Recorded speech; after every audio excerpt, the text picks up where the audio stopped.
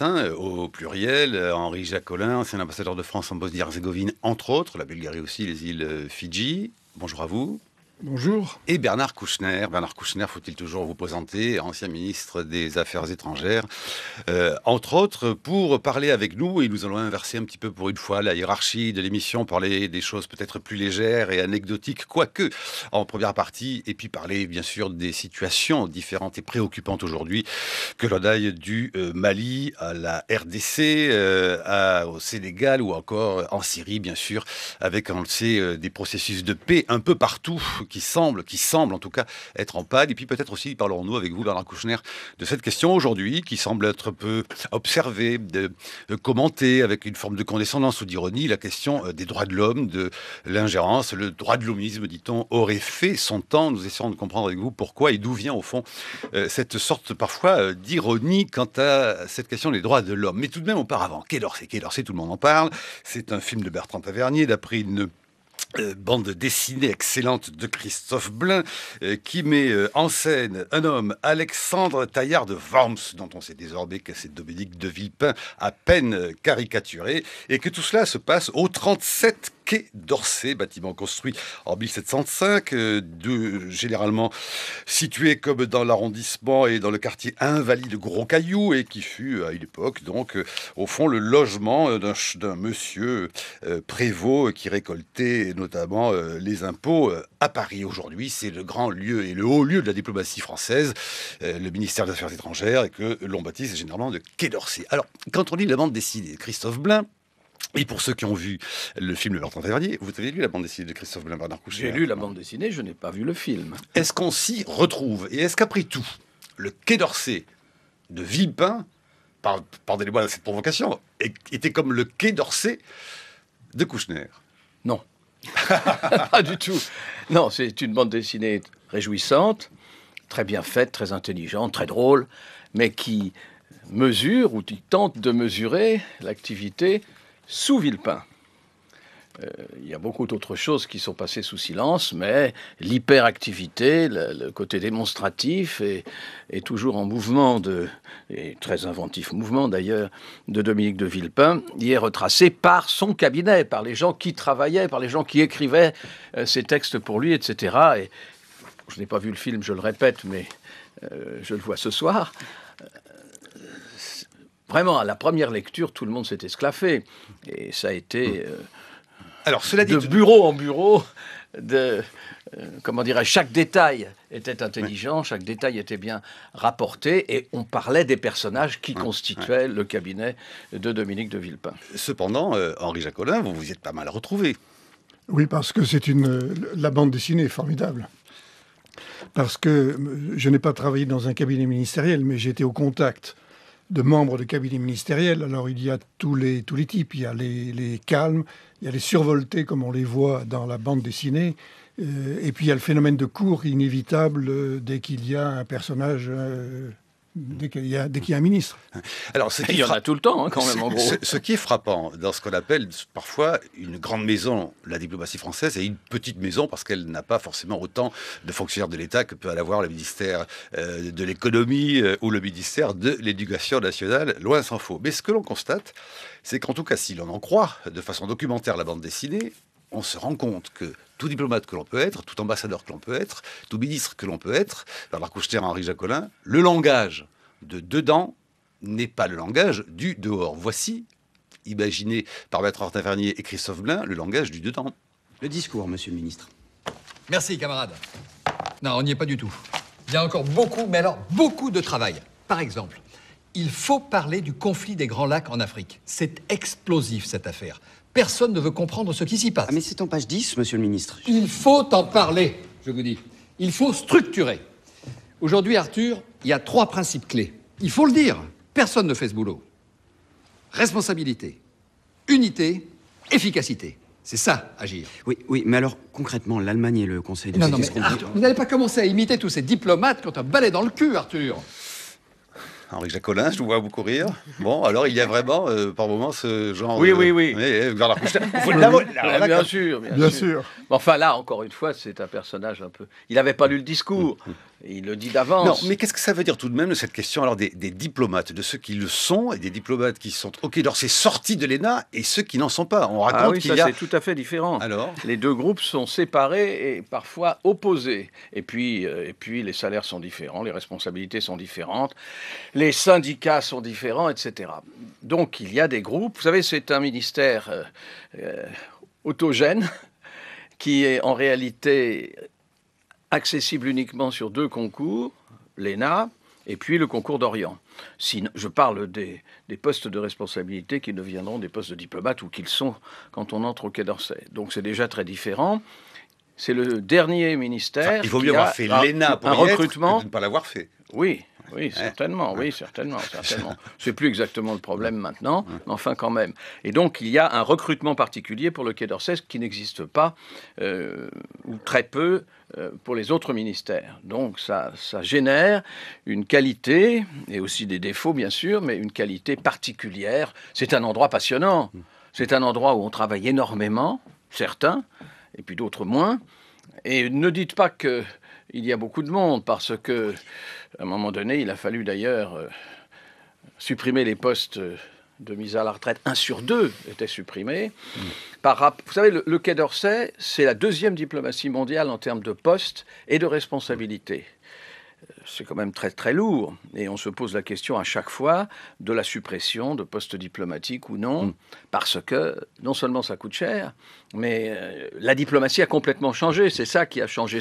La bande dessinée ne rend pas compte. Tout coûte cher. On dirait Talleyrand, vous comprenez, tout le monde se compare à Talleyrand, bien sûr, au poste où on est, devant le bureau de Vergennes, mais c'est un faux bureau de Vergennes, il faut savoir. Mais oui, c'est une copie du Vergennes. Mais enfin, tout le monde s'enorgueillit. Puis en plus, moi, quand je me suis assis dans ce bureau, j'ai constaté, Dominique de Villepin étant un peine plus grand que moi, on ne pouvait pas mettre les pieds sous le bureau ni les genoux. Alors, je pense qu'on écrivait ailleurs, en gros. Il doit bien y avoir C'est pour ça qu'il dit aux gens qui écrivent pour lui qu'il faut mesurer l'ambition dès les premières pages. Henri Jacolin, vous n'êtes pas, vous, diplomate venu issu de l'ENA? Non, mais je suis issu du concours d'Orient. Eh oui, mais vous n'êtes pas énarque. Mais oui, il y a les deux. Le prenez pas mal. Justement, il y a une complémentarité parce que l'ENA ne fournira jamais des cynisants, des arabisants, des gens qui parlent russe. Et le concours d'Orient, c'est précisément ce concours qui fournit au Quai d'Orsay son recrutement tout à fait particulier. Le Quai d'Orsay est une des rares administrations qui ait des fonctionnaires qui sont compétents pour des domaines tels que le monde indien, tels que le monde chinois, et des gens qui connaissent les civilisations parce qu'ils connaissent la langue. Il y a beaucoup de gens qui apprennent le swahili pour passer. Ils sont moins importants que les enfin, Chinois. Pour passer le concours, il ne faut pas seulement connaître le swahili, il faut d'abord connaître l'arabe. Oui, pas sûrement. Alors, je voudrais vous faire écouter le témoignage de quelqu'un qui a bien connu de l'intérieur le Quai d'Orsay, Gilles Boyer, ancien conseiller d'Alain Juppé, quand Alain Juppé était donc au ministère des Affaires étrangères, et Gilles Boyer, fin observateur de la vie politique, puisqu'il avait publié avec Édouard Philippe l'ombre d'une campagne électorale, s'appelait Dans l'ombre, et l'ombre d'un parti politique, les coulisses d'un parti politique et de ses coups tordus. Il avait publié Dans l'ombre avec Édouard Philippe chez Jean-Claude Lattès. Ancien conseiller d'Alain Juppé, Gilles Boyer explique à Tanguy Blum comment fonctionne le Quai d'Orsay en interne et comment ces tensions sont de toute façon aplanies en période de crise. C'est un ministère de crise. Moi, j'ai été marqué par la crise de Fukushima parce qu'on arrivait juste au Quai d'Orsay. On avait une problématique de sécurité très importante pour nos ressortissants. J'ai été marqué par le sang-froid de nos diplomates sur place. Le Quai d'Orsay, c'est une petite maison quantitativement, simplement, c'est une maison très qualitative et où le sens de l'État est très présent. C'est le sens de l'État qui est le plus frappant, je trouve, quand on rentre dans cette maison et quand on a l'occasion d'y gérer une crise aussi lourde. Il y a 2 voies d'accès pour exercer des responsabilités au Quai d'Orsay. D'abord l'ENA, et puis il y a les concours du Quai d'Orsay. Voilà, ce sont 2 concours de très haut niveau qui donnent des personnalités extrêmement riches, extrêmement cultivées, extrêmement compétentes, et avec une maison parfois un peu refermée sur elle-même, et en tout cas qui prend un certain goût, un certain plaisir aux bagarres d'ego, aux bagarres, aux susceptibilités des uns et des autres. Mais parce que c'est une petite maison où tout le monde se connaît. Il y a cette petite rivalité entre les énarques et ceux qui ont passé les concours du Quai. Mais est-ce que ça se traduit concrètement dans le travail quotidien? J'en suis pas sûr. Au Quai d'Orsay, on peut s'écharper pour une virgule quand tout va bien, mais en revanche, quand c'est la crise, tout le monde va dans le même sens aux côtés du ministre. Non mais c'est pas bon, on l'avait déjà coupé dans l'ancienne version. Pourquoi c'est revenu dans la nouvelle? Oui, sauf que la nouvelle est déjà devenue ancienne. On a remis dans la nouvelle les paragraphes qui étaient dans l'ancienne ancienne. Tiens, regarde, j'ai fait une synthèse de la deuxième partie sur les inspecteurs de l'ONU. Mais comment ça? L'ancienne première? Mais je croyais que c'était toi, Caillou, qui devais la réécrire. Non, moi je fais la conclusion de la 3e partie.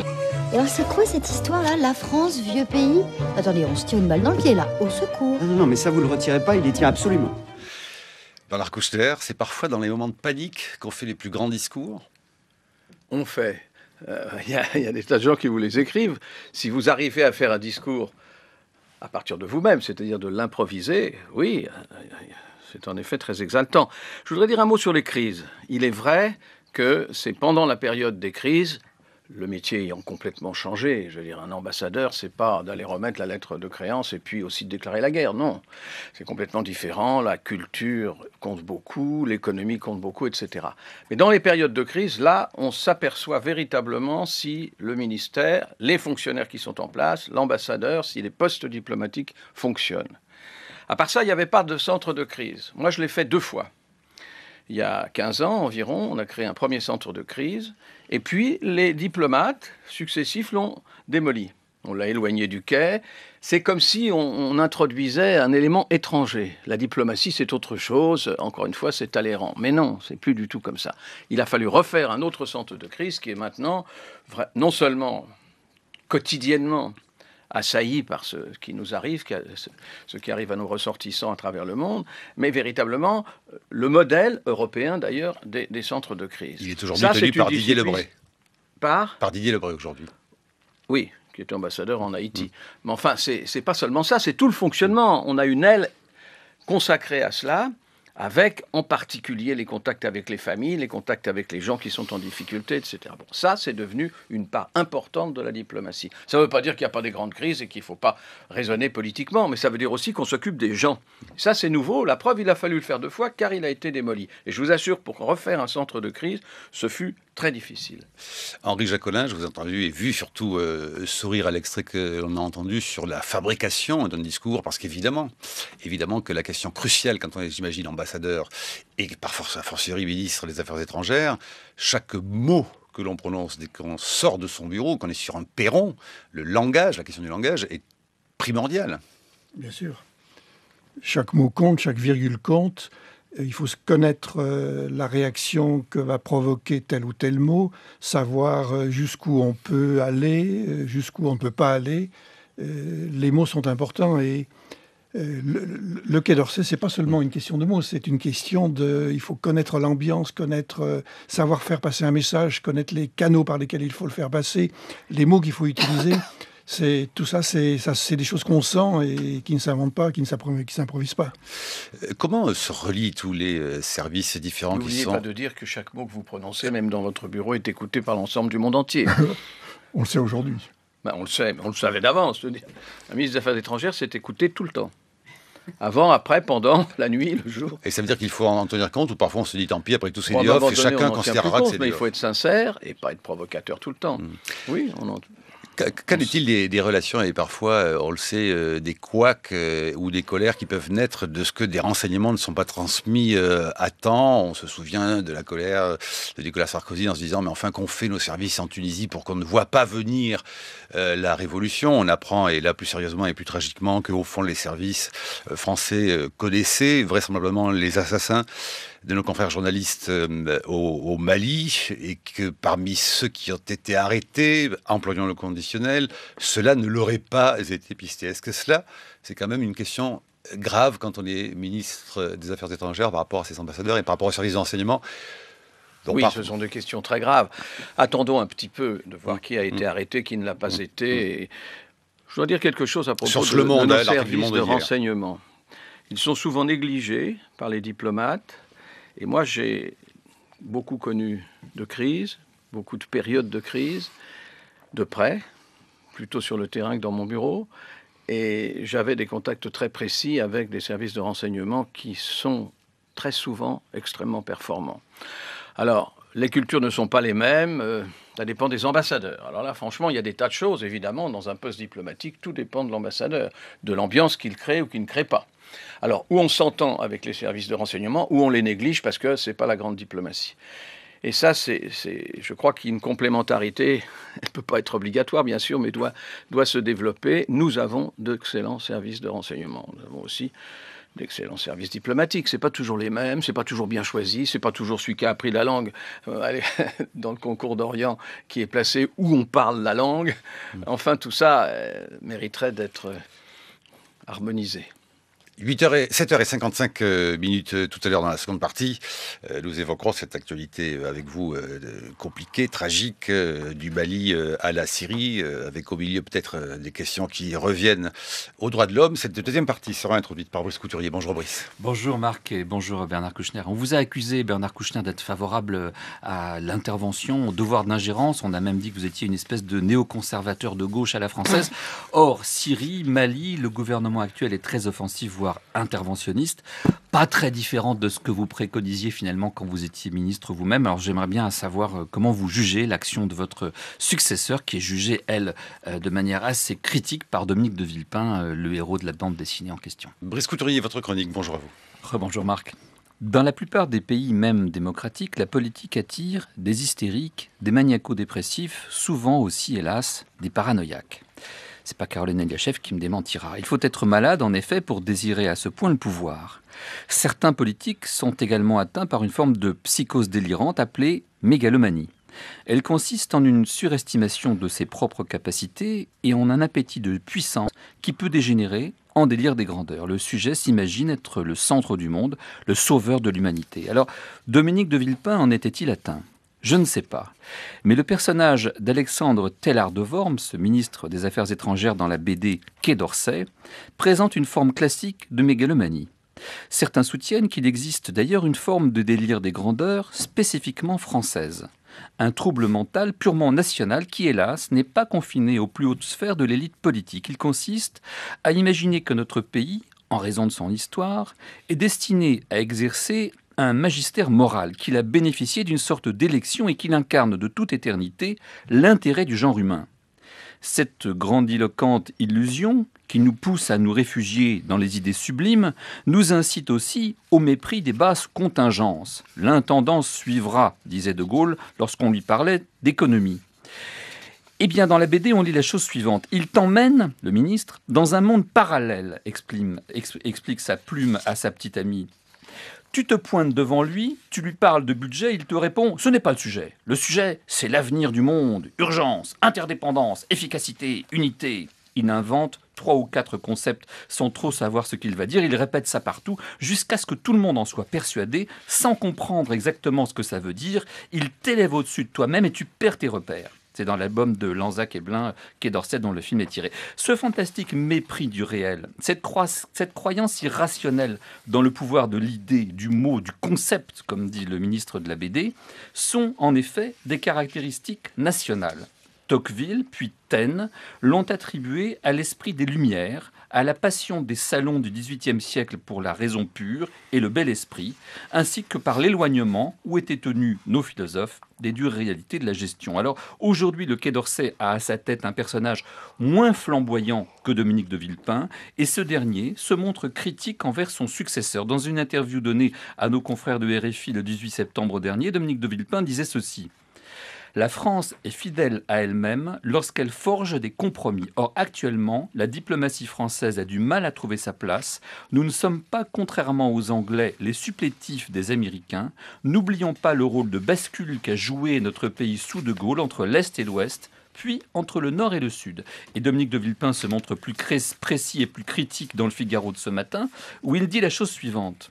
Vouloir s'engager au Mali sans solution au problème touareg nous place comme le dernier tenant actif de la guerre contre le terrorisme, un concept mis en place par George Bush et qui est une absurdité. depuis 13 ans, en Afghanistan, en Irak, en Libye, au Mali, à chaque fois, on reproduit les mêmes erreurs. » Fin de citation. Alors, on vous a accusé, Bernard Kouchner, d'être une sorte de, je le disais, néoconservateur de gauche, parce que vous êtes favorable au devoir d'ingérence, et que le devoir d'ingérence implique en effet d'intervenir contre le régime en place lorsque celui-ci martyrise sa propre population. Comment jugez-vous votre successeur, Laurent Fabius, qui ne semble pas mener, en effet, comme le dit Dominique de Villepin, une politique très différente de celle que vous préconisiez lorsque vous étiez à sa place?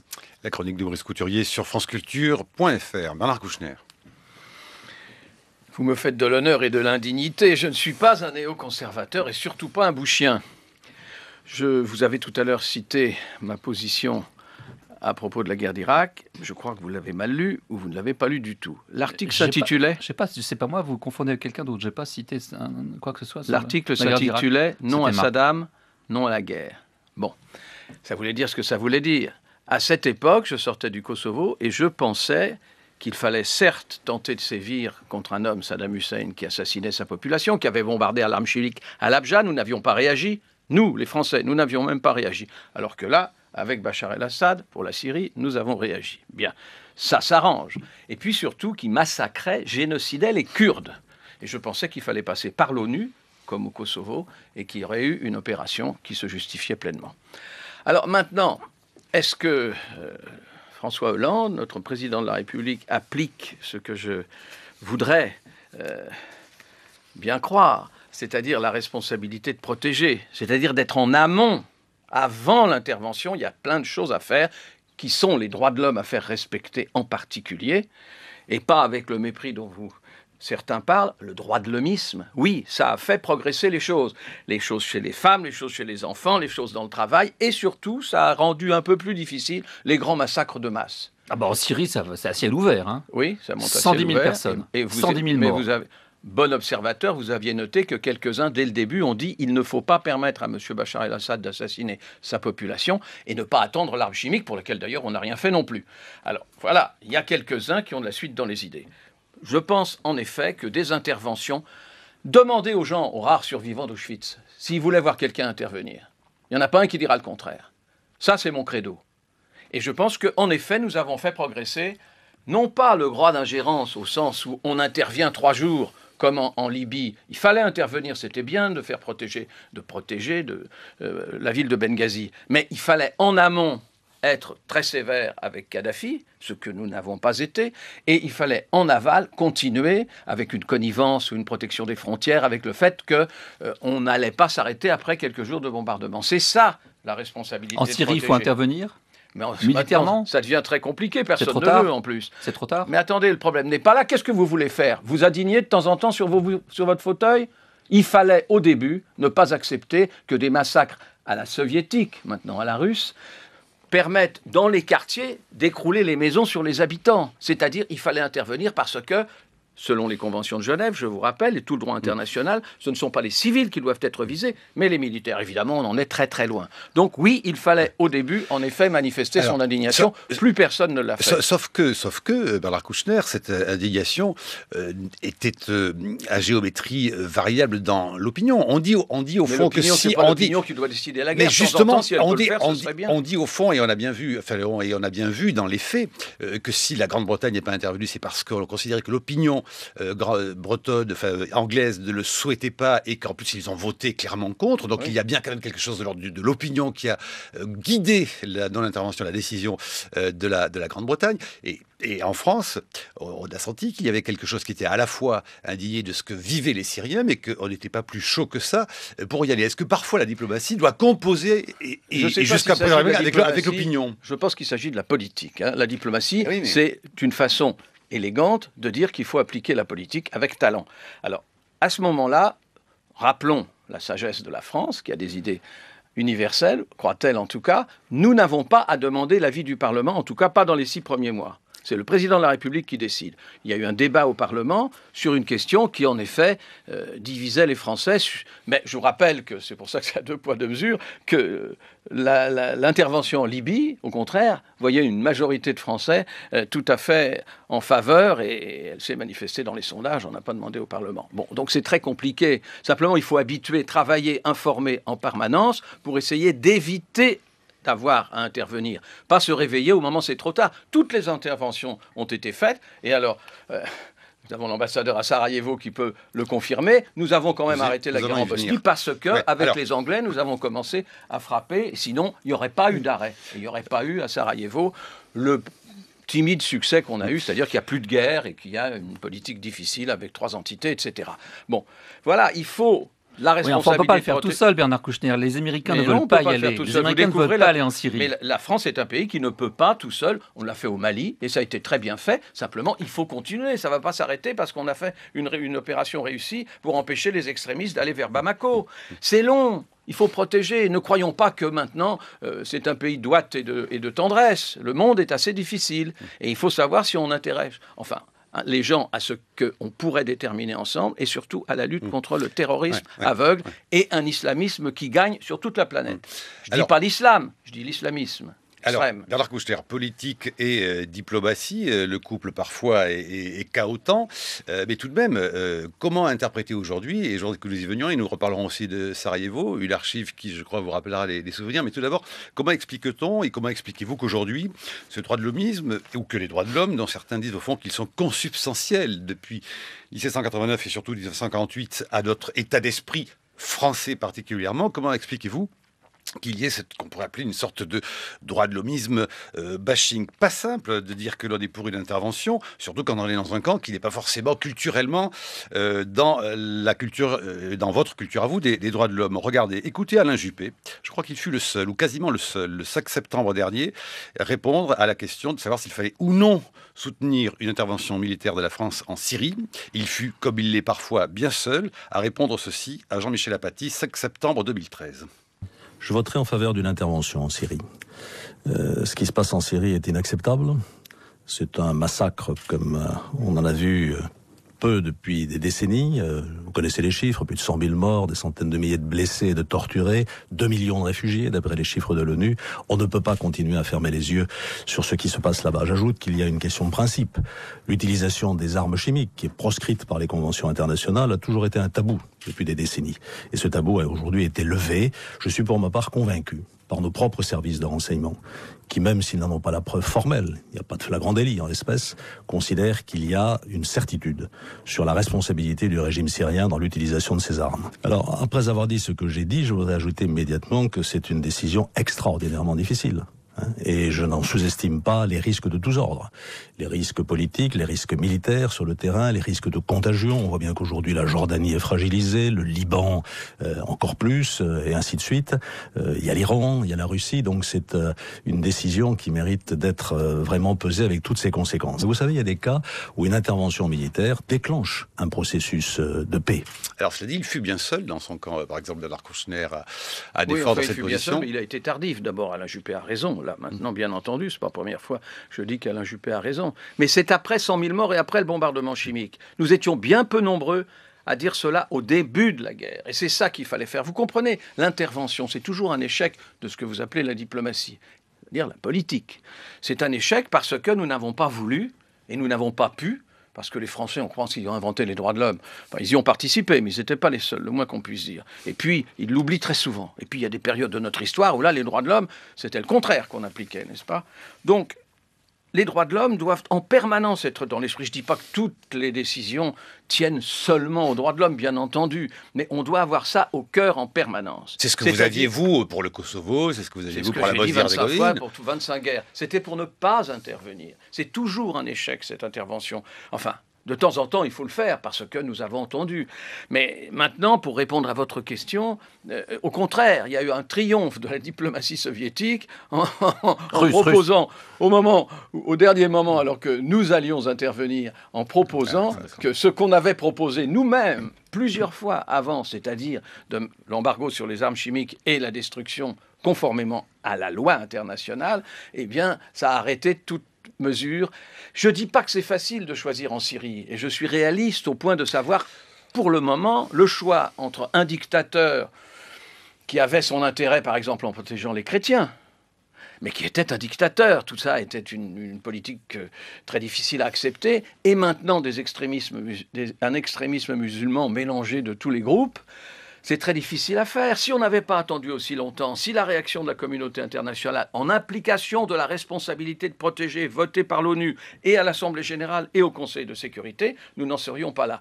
Alors maintenant, répondre qu'il faut faire quelque chose, j'espère qu'il n'y aura pas un massacre supplémentaire de 20 ou 30 000 personnes qui nous décidera à faire quelque chose. Mais pour le moment, c'est un succès pour M. Bachar el-Assad. Presque toute l'histoire est une suite d'êtres inutiles, disait Voltaire. Brice Couturier. Mais vous savez bien, Bernard Kouchner, ce qu'on vous oppose toujours, quand vous, le camp, et j'en fais partie très honnêtement de gens qui pensent que qu'effectivement le droit d'ingérence implique effectivement des interventions militaires dans certains cas, vous savez bien ce qu'on nous oppose toujours, c'est l'ONU, c'est le droit international, c'est le Conseil de sécurité. Or, le Conseil de sécurité, vous savez bien que les Russes qui ont intérêt au maintien de Bachar el-Assad au pouvoir bloqueront toute initiative qui ira dans le sens d'une intervention. Et par ailleurs, les USA, qui ont été plus ou moins le shérif de la planète après 1989, aujourd'hui, sont en train de négocier avec l'Iran et sont en train de tester les Iraniens sur la question du nucléaire iranien, et que dans cette mesure-là, Obama n'a aucune envie d'intervenir en Syrie, et qu'il a tendu, quand Poutine lui a tendu la main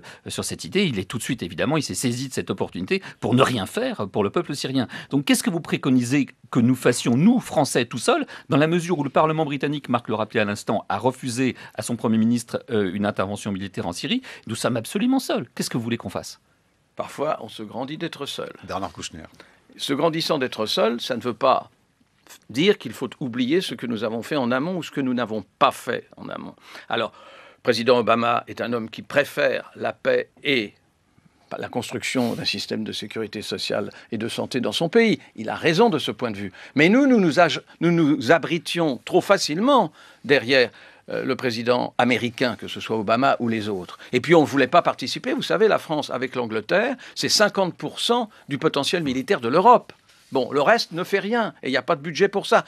Très facile de s'abriter derrière le parapluie américain. Mais maintenant, c'est plus possible. Et donc, on nous a reproché, heureusement, la gauche ne lui reproche plus ce rapprochement avec l'OTAN. Heureusement encore, n'est-ce pas? Parce qu'on ne serait plus rien du tout. Bon, mais maintenant, vous avez raison. Qu'est-ce qu'on fait?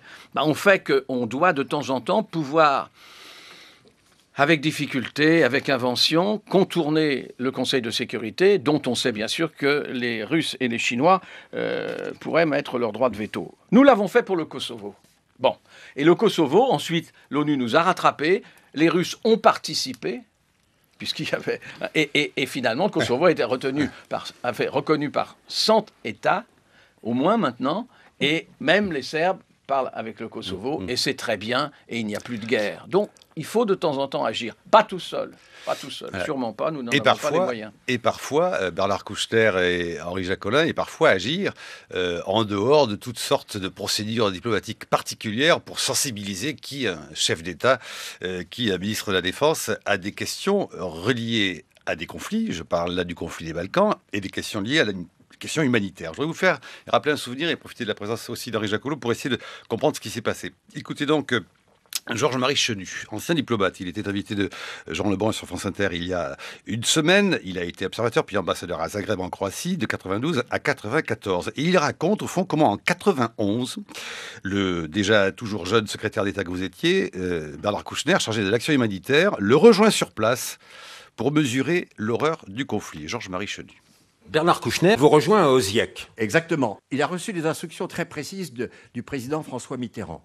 Alors que François Mitterrand, visiblement, avait une très grande distance, Bernard Kouchner avait une sensibilité différente.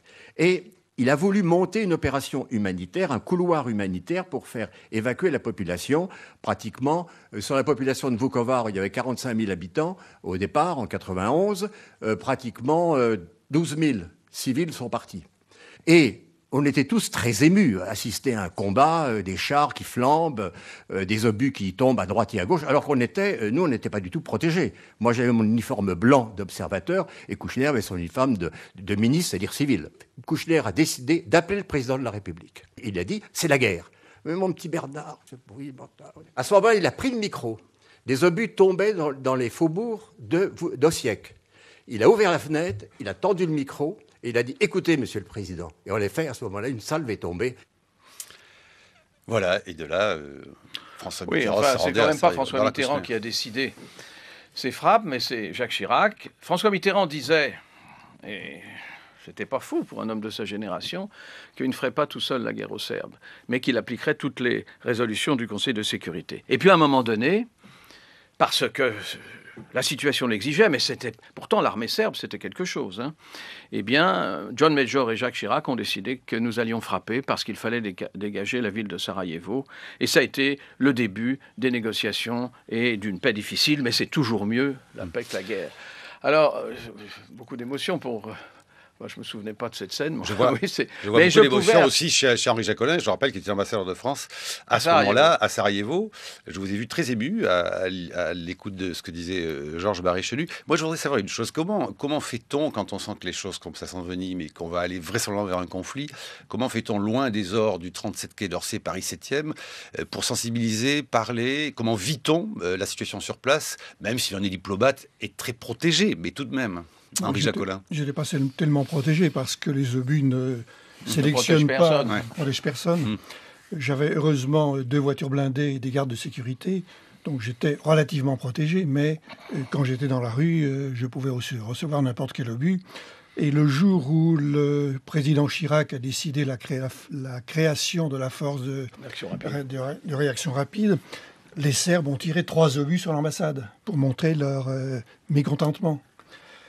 Depuis le début, j'ai plaidé pour que l'on arrête les Serbes, pour que l'on intervienne, que l'on bombarde les Serbes de Bosnie, bien entendu.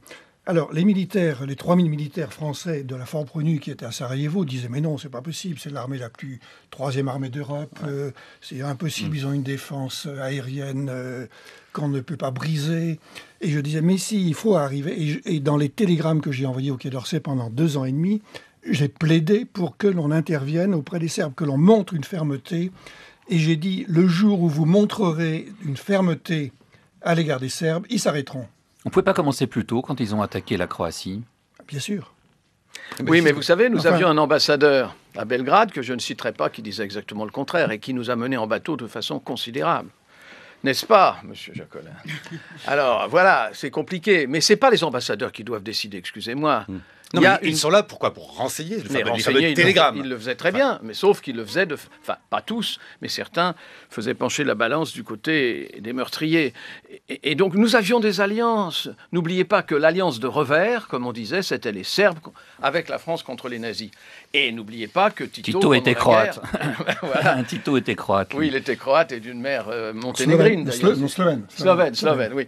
Et enfin bon, tout ça, c'est compliqué. Et pour la génération de la guerre, qui était au pouvoir au début, dont celle de François Mitterrand, bien sûr, faire la guerre aux Serbes, c'était proprement inimaginable. Mais j'ai été à Sarajevo avec le président François Mitterrand, et je vous assure que quand Mladic et Karadzic ont parlé de façon vraiment méprisante par rapport à la réalité, aux gens qu'on voyait mourir et au bombardement meurtrier qui venait de la ville de Palais, qui était juste au-dessus de Sarajevo, le président Mitterrand a compris, et c'est la première fois que je l'avais vu en colère d'ailleurs.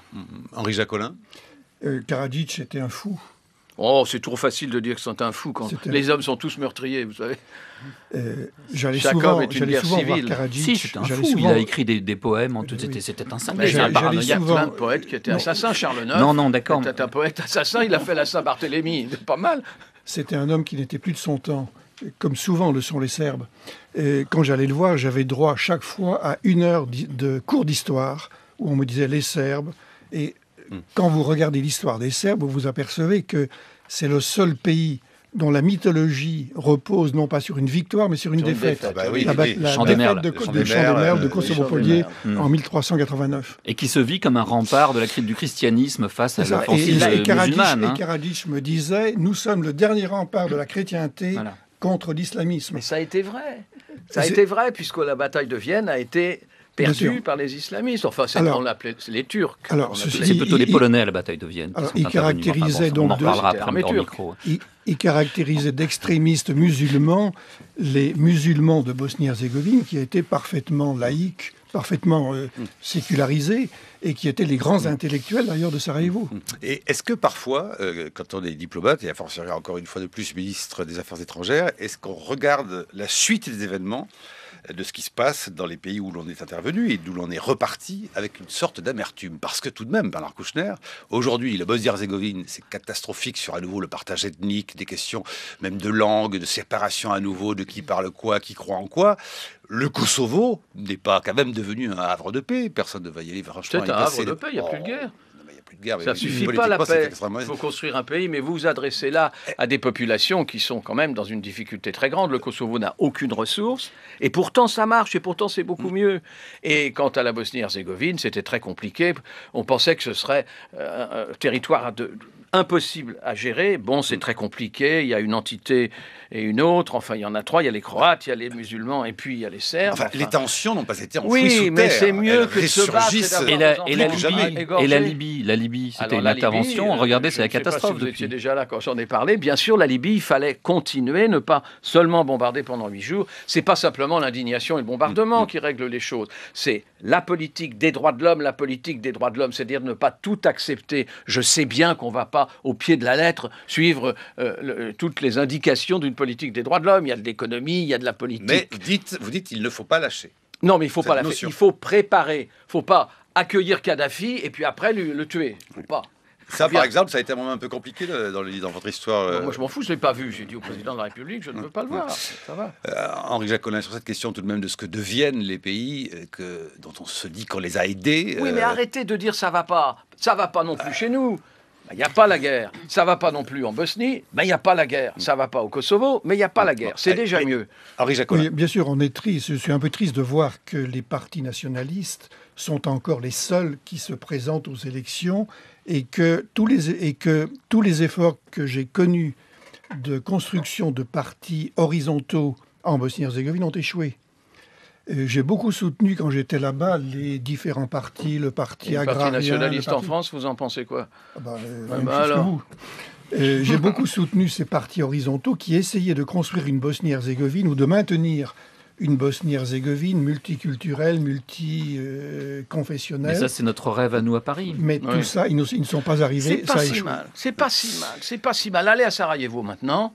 Hein, c'est quand même plus pareil. D'abord, ça a été reconstruit. C'est vrai qu'il manque 600 000 personnes parce qu'ils ont pensé que vivre dans cet endroit, donc ils sont restés réfugiés dans les pays qui les ont assimilés petit à petit. C'est pas pareil, mais il y a la paix. Vous n'avez pas les barrages et les assassinats et les égorgements tous les jours. Bon, alors c'est compliqué la vie. Oui, c'est compliqué. La mondialisation aussi, c'est compliqué. Puis les hommes sont très compliqués. Ils ont un rapport, si j'ose dire, à la violence qui est quand même très intéressant à observer. Hein. Nous arrivons quasiment au terme de cette émission. Henri Jacquelin, Bernard Kouchner. Bernard Kouchner, comment voyez-vous l'idée que Laurent Fabius, c'est tout récent, les diplomates, ça n'émeuve pas plus que ça, aient décidé de ne pas poursuivre l'expérimentation de l'Institut français dans le monde, qui va se voir réduit comme peau de chagrin et rattaché directement aux ambassadeurs et directement sous sa coupe à Laurent Fabius. Institut français que Laurent Fabius a jugé positif, mais dont il ne souhaite pas étendre les actions. Je remercie Laurent Fabius d'avoir trouvé cette expérience positive. Je pense que je n'ai pas été suffisamment déterminé. C'est étrange, la grandeur de la France passe aussi par sa culture. Bien sûr, mais enfin, il y a une culture quand même. Simplement, je pensais que l'Institut français, ça pouvait permettre un mélange entre le ministère de la Culture et le Quai d'Orsay. Et vous savez, la culture, ça doit défendre en particulier et toujours l'avant-garde. Ce n'est pas le cas dans un conservatisme un peu plus grand. Pourquoi les ferme-t-on? On va dire qu'évidemment, les expériences, qu'on ne les ferme pas, mais qu'on les regroupe, qu'on les recoupe, qu'on les réduit. Je sais que ça va donner. Je trouve que c'est une erreur. Si j'avais exigé et autoritairement décidé que il y avait des instituts et il y avait plus ce qu'on appelle le SCAC, eh bien, je crois que ça aurait été mieux parce que notre culture, s'il en reste, et il en reste quand même, la défense de l'avant-garde culturelle française, ça regarde beaucoup plus les artistes que les diplomates. Et vous savez que pendant ce temps, les Chinois, eux, ouvrent quantité de centres culturels chinois dans le monde. Je sais, l'Institut Confucius. Mais enfin, bon, nous avons encore beaucoup de choses à vendre, eux aussi, certainement. Mais je pense que c'était mieux, avec un budget très particulier, avec des responsabilités qui n'échappaient pas à l'ambassadeur, d'ailleurs. Tout ça était bien fait. Mais enfin, c'est fini. Si on en croit Laurent Fabius, et en l'occurrence, je le crois, finalement, les expériences sont positives, c'est-à-dire en Inde, c'est-à-dire, enfin, dans des tas d'endroits où ça marche bien. Eh bien, c'est dommage. Terminé. Mais le conservatisme règne, monsieur. C'était très pratique pour nous, en tout cas, parce que quand on se déplace à l'étranger, que nous sommes dans les instituts culturels, nous y sommes toujours bien accueillis, nous y travaillons très bien. Et Caroline Lachef, c'est une question de 12 secondes, parce que... 10 secondes. Bernard Kouchner, quand on a été ministre des Affaires étrangères et qu'on n'est pas énarque, qu'est-ce que vous devenez maintenant ? Écoutez, je m'efforce de continuer dans certains endroits du monde où on me fait confiance. Et puis, j'ai toute une vie. Je ne suis pas à la retraite. D'abord, je n'ai pas de retraite. Deuxièmement, je ne m'arrête pas. Je suis plus intéressé par certains endroits du monde, le Kurdistan, le Sud-Soudan, l'Afrique, la Guinée, enfin, etc., où j'ai bien du mal à contrebattre le conservatisme dont je parlais. Vous regrettez Tiens, par rapport à l'Irak, puisque nous en avons parlé.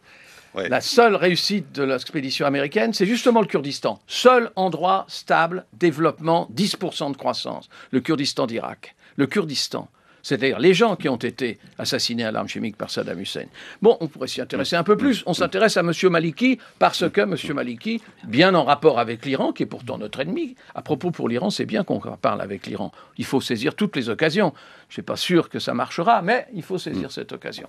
Voilà, donc je m'efforce de continuer, Caroline Eliachef. Vous regrettez de ne pas avoir rejoint les équipes de Cochin ? De Cochin, oh, dis donc, la médecine, j'en ai fait 35 ans, ça va. Je ne suis pas à l'abri d'une rechute. Bernard Kouchner.